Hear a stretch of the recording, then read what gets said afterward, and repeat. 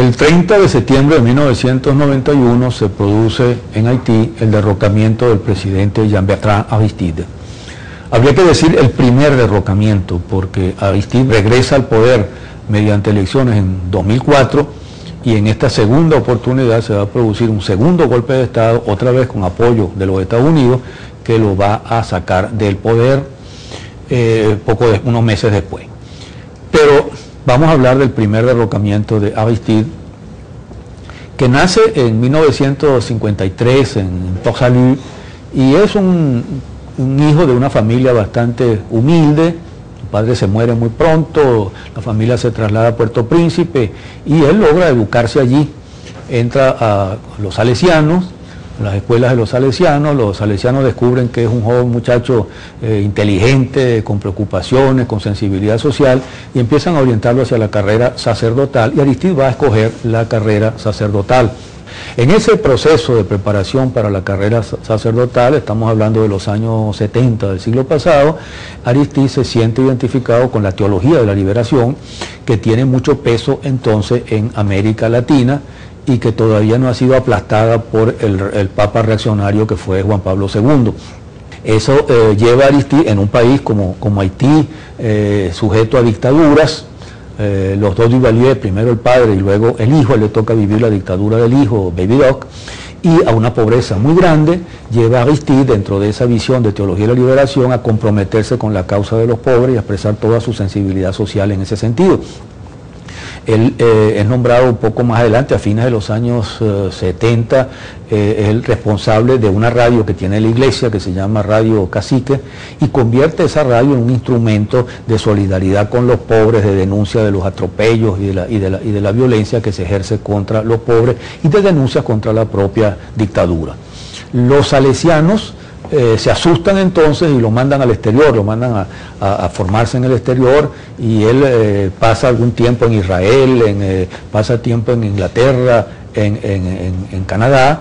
Se va volviendo un tipo bastante culto, que habla varios idiomas con facilidad y todo lo demás. Regresa el 82 a Haití, allí finalmente lo ordenan sacerdote, y el 85 regresa definitivamente. Y empieza a dar una batalla, porque lo nombran párroco de una de las parroquias más pobres de Puerto Príncipe, y allí se hace un gran prestigio luchando valientemente por los intereses de los sectores más pobres. Eso lleva incluso a que los grupos de derecha, porque primero ayuda al derrocamiento, finalmente a la renuncia de Baby Doc, y luego lo lleva a enfrentarse con los militares que se han quedado con el poder una vez que Baby Doc se ha retirado de la presidencia de Haití.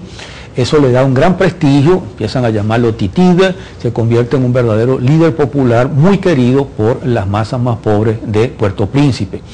Pero esto asusta a los salesianos. El susto de los salesianos es tal que deciden expulsarlo de la orden en 1988. Incluso Aristide ha sido víctima de atentados para matarlo por parte de la derecha, de los cuales logra salir indemne.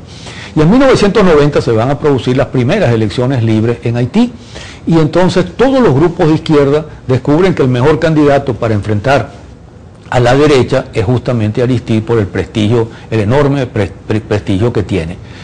Aristide entonces va a ser el candidato de un gran frente, de un gran bloque de izquierda.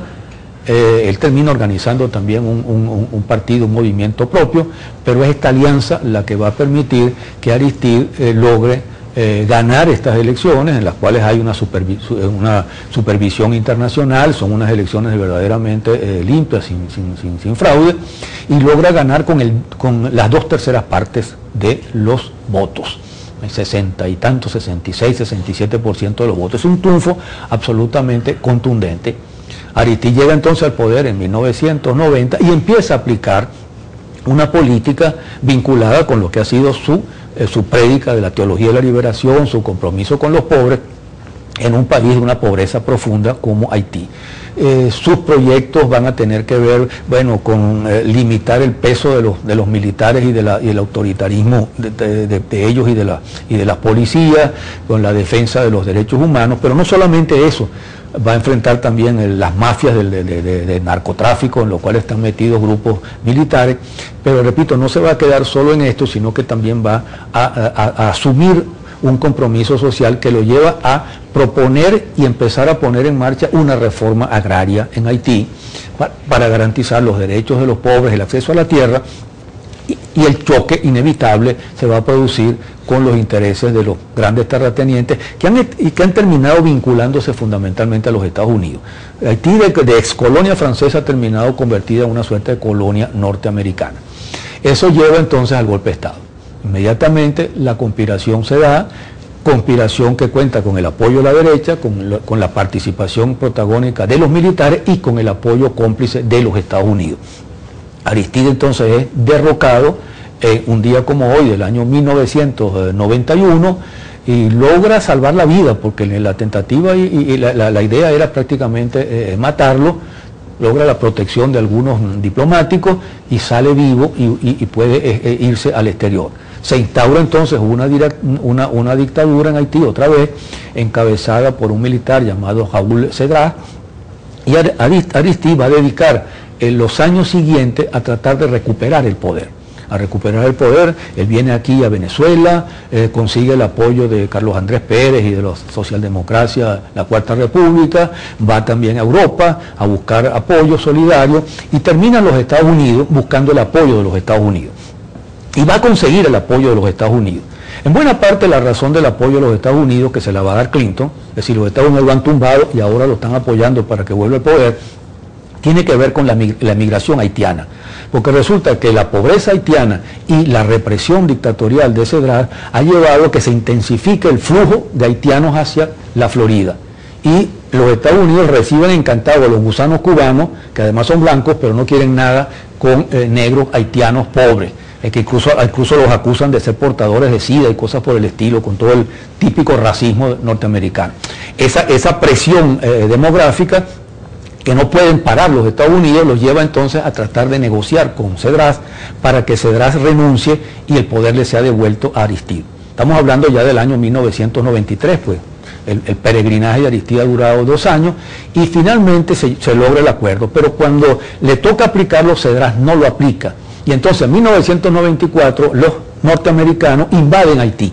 Esta vez son los Marines que van a invadir Haití en 1994 por primera vez en su historia, no para tumbar un gobierno democrático, sino para restablecer un gobierno democrático, con lo cual se genera entonces toda esa ilusión sobre que los Estados Unidos han cambiado. Esas cosas nunca son nuevas, y finalmente Aristide vuelve al poder. Esta efeméride vale la pena justamente recordarla ahora que tenemos el caso de Zelaya en Honduras, donde se ha dado una situación bastante parecida, un gobierno democrático derrocado con la complicidad de los Estados Unidos y un presidente itinerante que anda buscando solidaridad por todas partes para ver si vuelve al poder, pero la condición para que vuelva al poder, que ya se le ha impuesto, es echar para atrás todas las medidas progresistas que había venido desarrollando. Así pues, hoy se cumple un aniversario más del primer derrocamiento de Aristide en septiembre de 1991.